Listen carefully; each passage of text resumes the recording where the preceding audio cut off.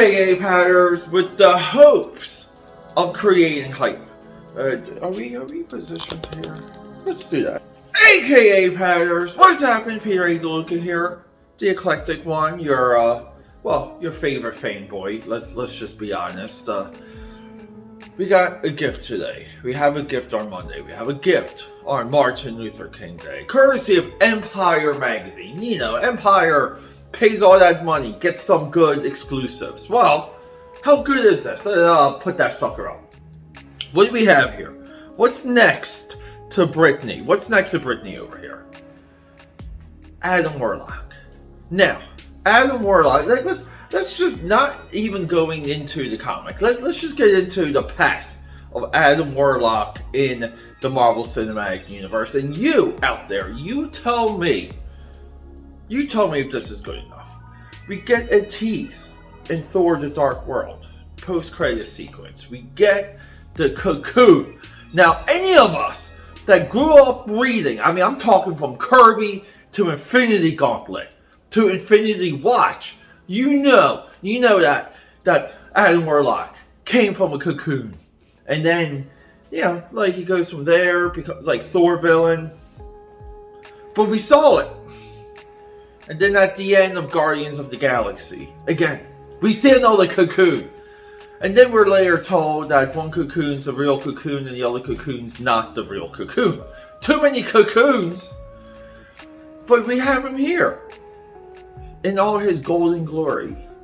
And growing up, I remember the transition of Adam Warlock versus Thanos and everything that came after, where Adam Warlock held the Infinity Gauntlet, where Adam Warlock had his own cosmic team. They were called Infinity Watch, drawn by the fantastic Angela Medina, later to go on to Kiss Psycho Circus, the greatest licensed comic next to G.I. Joe in the entire universe.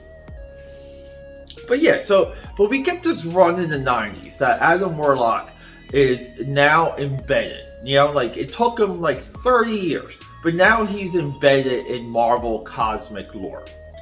Silver Surfer comes out with a cartoon.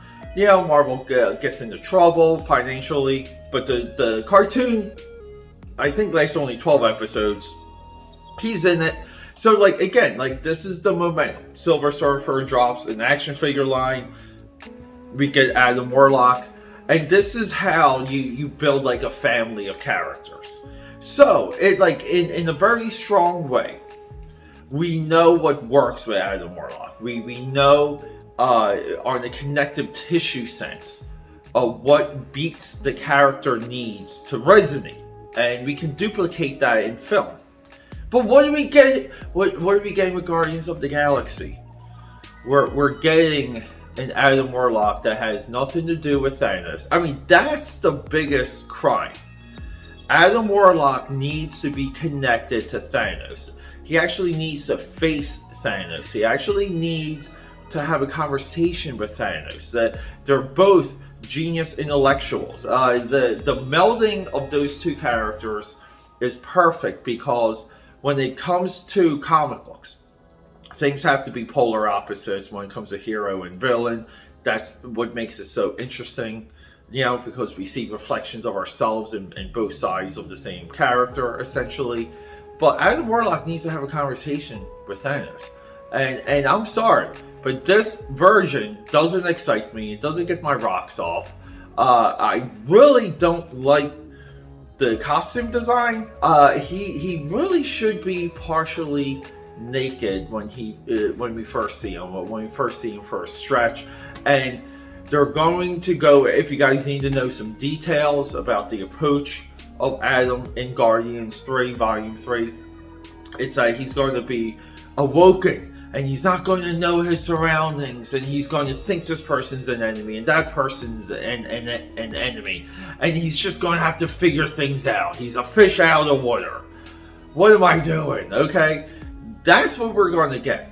Instead, we should be getting a deeply rich, thoughtful demigod with the power to decimate anyone and he chooses the side of peace. He chooses the side of life.